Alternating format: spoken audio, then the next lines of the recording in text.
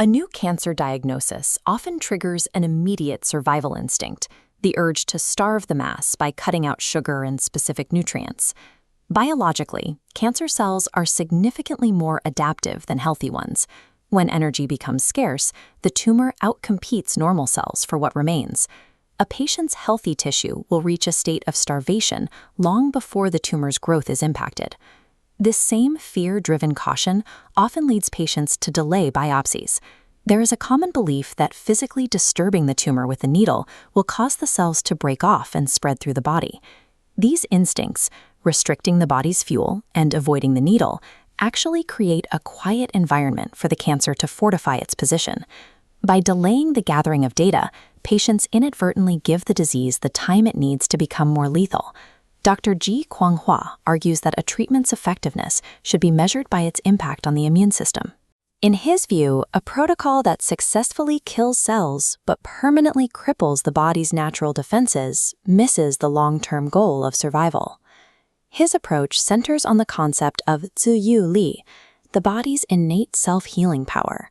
He views the immune system as the primary engine of recovery, rather than a secondary factor to the drugs themselves. In this lens, chemotherapy and radiation are not just poisons meant to kill tissue. They function as calculated tools designed to dismantle the dense physical armor that protects the tumor from patrolling immune cells. This shifts the paradigm of cancer treatment from a poisoning protocol to a tactical siege. The objective of the medicine is to create a breach in the tumor's walls, allowing the body's natural defenses to finally reach the enemy. The first stage of the siege uses high-energy radiation and chemicals as a battering ram. These force a physical opening in the tumor's exterior, disrupting its structural integrity. Cancer counters with metabolic hibernation. Cells stop dividing, turning gray and invisible to immune sensors. Thermal therapy provides the countermove. Heating the tumor to 43 degrees forces a biological reset. This heat prevents radiation repair, waking the cells to glow with metabolic activity. By stripping away the ability to hide, thermal therapy forces the cancer out into a battlefield where it can no longer evade detection.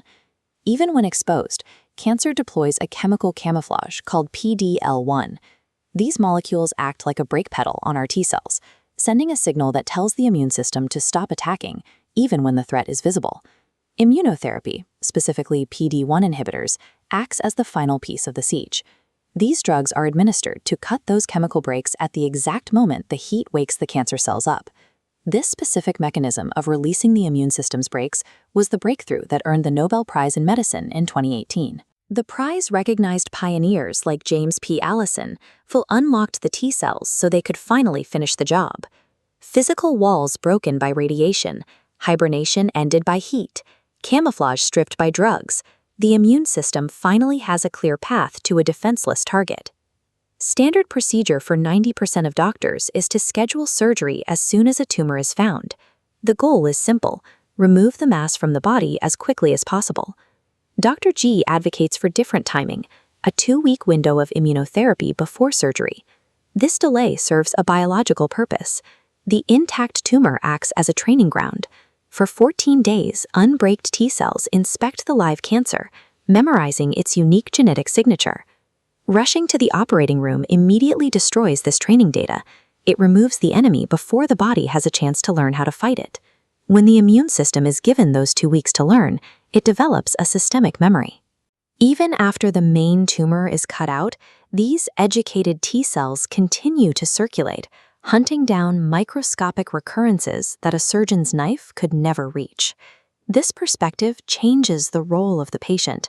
Instead of a passive recipient of treatment, the patient becomes the active host of a sophisticated biological defense. Medical technology serves to breach the fortress and wake the enemy, but the refined, educated immune system provides the lasting defense.